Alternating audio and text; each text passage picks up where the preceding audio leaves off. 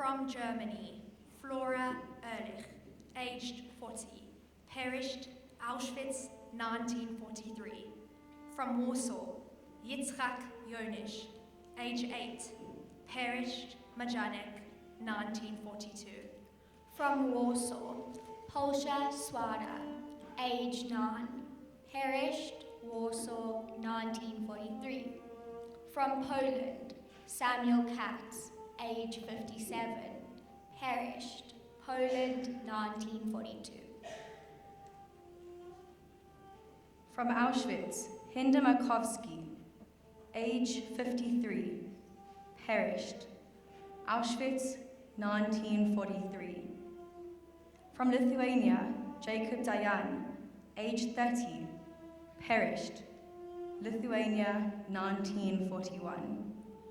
From USSR, Yakov Vertlieb, age 28, perished Köln, Germany 1945. From Hungary, Bella Engelmann, age 14, perished Auschwitz 1944. From Poland, Bension Avramovica, aged 46, perished Auschwitz 1943. From Poland, Ephraim Altman, aged 5, perished Treblinka 1942. From Germany, Hedwig Teutsch, aged 25, perished Latvia 1941. From Poland, Stefana Polak, age 58, perished Warsaw 1942. From Austria, Nathan Trebferder, age 66, perished Italy 1944. From Poland, Emanuel Bloch, age 3, perished Treblinka 1942. From Poland, Hendel Gottlieb, age 30, perished Rohatyn 1942. From USSR, Gendel Feldman, age 65, perished Minsk, USSR 1941.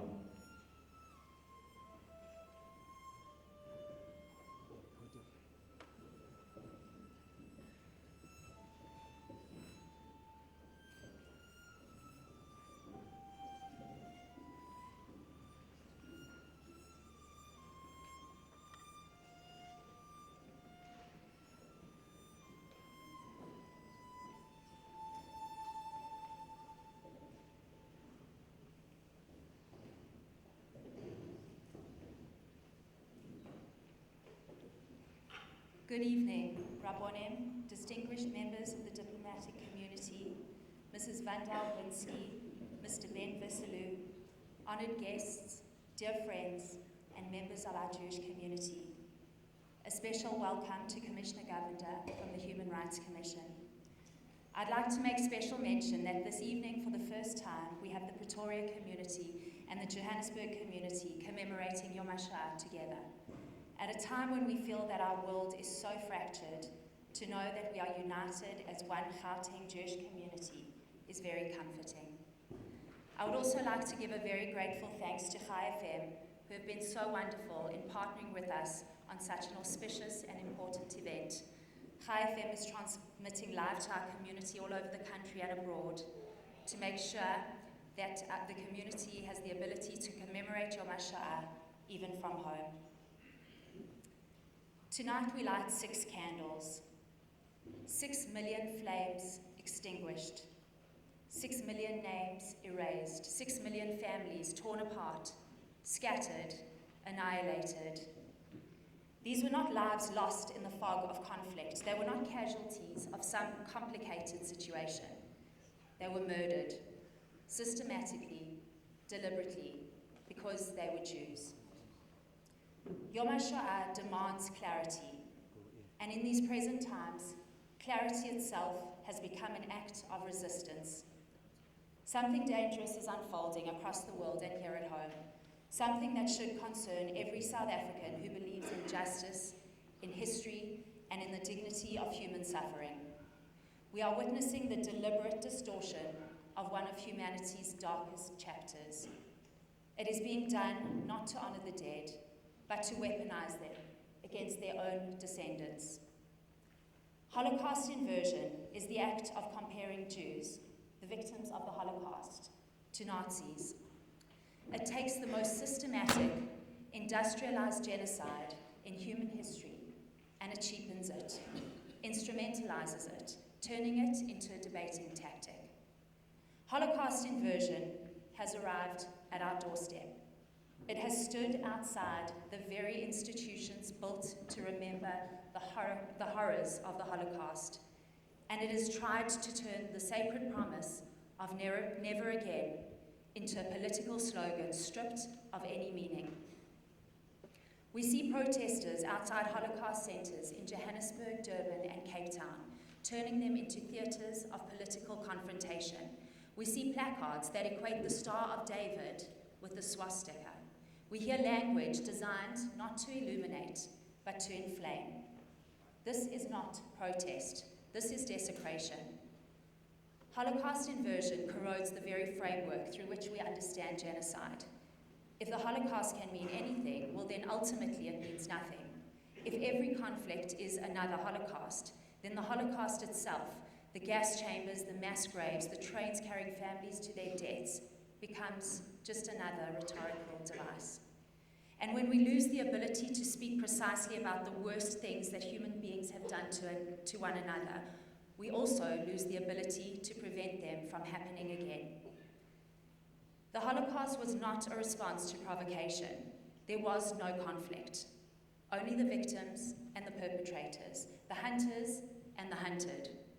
It was genocide, pure, premeditated, industrial. And if that simple truth now requires qualification, if it needs asterisks or context, then anti-Semitism has already gained ground we once swore we would never surrender. We also see anti-Semitism enter public debate in disguise. It presents itself as criticism, as context, as just asking questions. It begins not with violence, but with discomfort, with the slow erosion of moral certainty. And by the time it becomes obvious, it is already embedded. We are living in a time where synagogues are vandalized and we are told it is protest, where Jewish students are harassed and excluded and we are told it is solidarity, where Jewish professionals are blacklisted for insufficient denunciation of their own people and we are told it is accountability, where Holocaust centres have become fair game and we are told it is free speech. These are not new phenomena.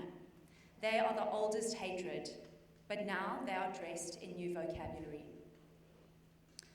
I quoted this at the United Nations Human Rights Council when I represented the World Jewish Congress last year, that what begins as thoughts become words, and words become actions. Dehumanization, if left unchecked, leads to the horrors of genocide. The urgency of remembrance has never been greater than it is today, precisely because living memory is fading. There was a time when survivors came into classrooms, when students could hear directly from those who endured it what it meant to be hunted simply for existing, how it felt to lose parents, siblings, children, entire family trees torn out by the roots. But today, that living testimony is disappearing, and history we know is fragile. It can be edited, reframed, distorted by algorithms in the digital echo chamber, until its lessons are lost. This is why remembrance must become firmer, not softer. Our history is not negotiable. The Holocaust is the clearest warning in human history of where unchecked hatred and systemic dehumanization lead. If that warning becomes blurred, we have not only failed the dead, but we have disarmed the living. What is most deeply concerning to me is that some of our own have joined this chorus. There's a strand of thought that tells a seductive lie, that if anti-Semitism comes from what makes us different, then maybe we should stop being so different. Maybe we should fade, become invisible, become acceptable, and then finally we will be safe. But that kind of acceptance is not acceptance at all. It is surrender. Our ancestors did not cling to life in ghettos. They didn't scratch their names into the walls of gas chambers. They did not whisper the Shema with their final breaths so that their grandchildren could fade into oblivion in order to make others feel comfortable. They endured so that we would endure, so that the chain would not be broken. We do not have the right to be the ones to break that chain. We will not bend remembrance to contemporary pressure. We will not reshape history to suit ideological fashion. And we will not allow the murder of 6 million to become a debating point or a rhetorical device. Yom Hashoah may be one of the last spaces where our fractured world can still say without qualification that this happened, it was evil, it must never be normalized, it must never be repurposed, and it must never be forgotten. We owe this clarity to the dead. We owe it to the survivors who carried impossible memories so that we would know. We owe it to our children who will inherit whatever version of history we have the courage or the cowardice to leave them. Tonight our theme is family, and family is precisely what was destroyed, name by name, household by household, generation by generation. To remember is to deny that destruction its final victory. We Jewish people live, not by fading, but by enduring, not by permission, but by right. So I ask you, tonight, light your candle not just as a gesture, light it with intention.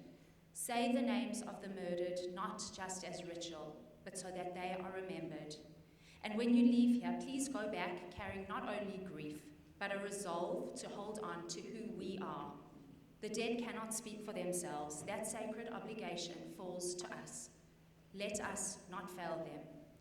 Zichronam livracha, may their memories be for a blessing, and may we be worthy of that blessing.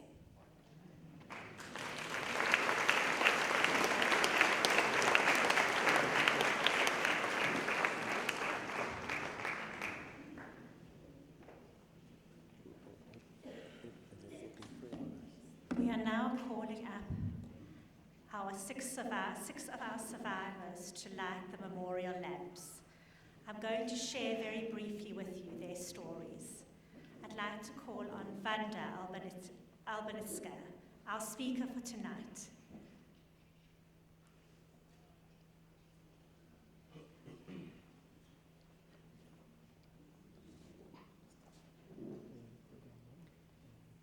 Wanda was a child survivor of the Warsaw Ghetto.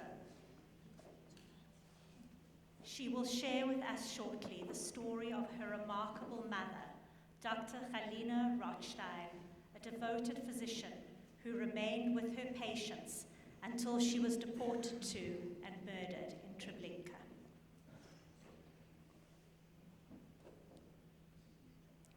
Reverend Joseph Matzner was born in France in 1935, endured the fate of the hidden child. In 1940, his family fled from Strasbourg to escape the Nazi occupation and stayed in Vichy, France for a year before being forced to go into hiding in the forests. Separated from his family, Joseph had to live in hiding and the loneliness and insecurity that went with that. He stayed for 3 years in a convent and then a private Catholic family till the end of the war, when he was reunited with his family. Lionel Fliss, our speaker from last year, is one of the last living survivors of the Lassi pogrom in Romania. Just 6 years old at the time, he and his parents were among those rounded up and driven, hands raised at gunpoint through the streets to the notorious police station where the mass shootings were taking place. They survived through the intervention of an unknown army officer who responded to the pleas of Fliss's mother by removing them to the back of the queue at great risk to his own life. On the 29th of June 2022, the 81st anniversary of the massacre, he was presented with the title of Honorary Citizen of the city of Lassi, his hometown. Irene Klaas is a Warsaw ghetto survivor. Born in Lodz in Poland, she was 6 years old when the Nazis evicted the family from their house, and they were confined to the Warsaw ghetto under terrible conditions for over 2 years. Her father, who managed to remain outside the ghetto, helped Irene escape at the time of the ghetto uprising. He subsequently disappeared.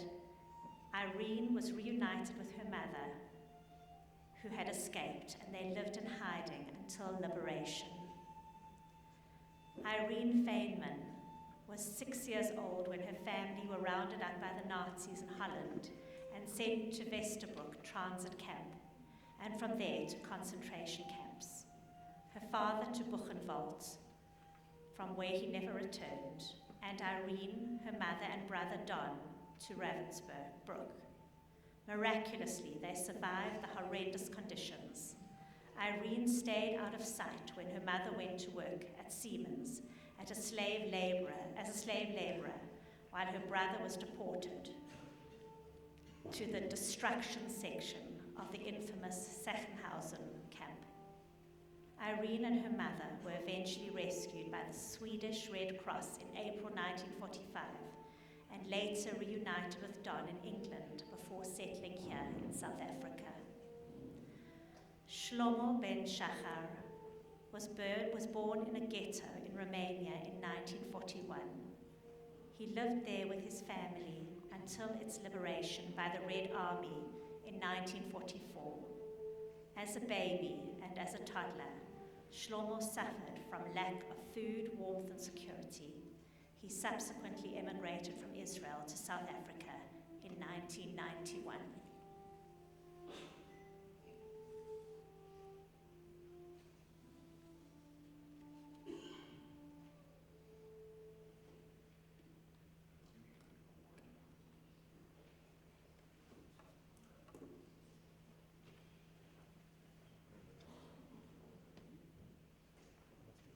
Ladies and gentlemen, tonight, as you gather together as a community, I join you in a moment of remembrance. On Yom Hashoah, we do more than remember, we remind.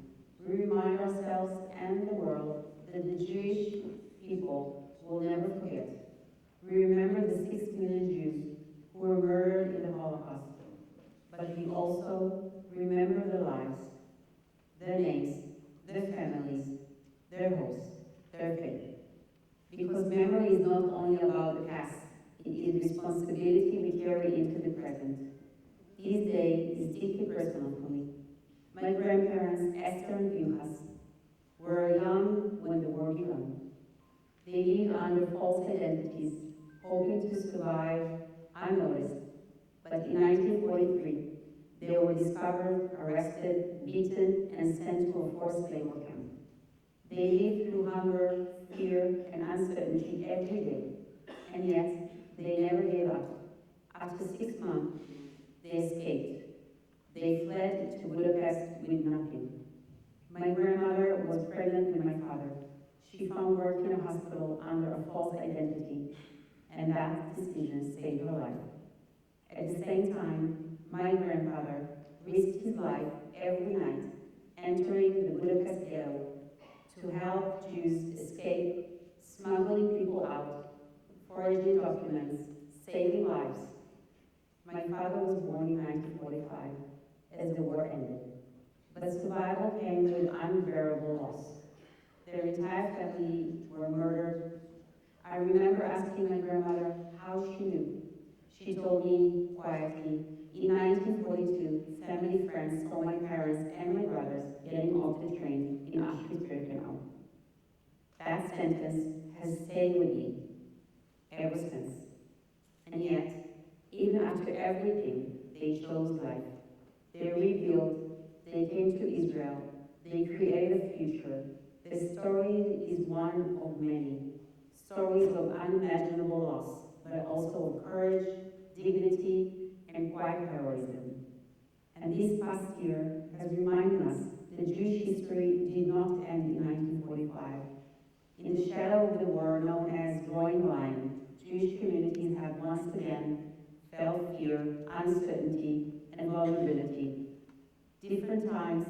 familiar echoes. And yet, so too is our response. We stand together, we remember, we refuse to disappear. Yom Hashoah is not only a memorial, it is a declaration that we remember the victims, that we honor the survivors, and that we stand against anti-Semitism in every generation. I stand with you today not only as a granddaughter of survivors, but as part of a strong and living Jewish people. Our grandparents chose life, our parents built the future, and we are their legacy. This is our answer to the Holocaust. Not silence, but voice. Not fear, but faith. Not destruction, but community. We will never forget. We will never stop telling their stories.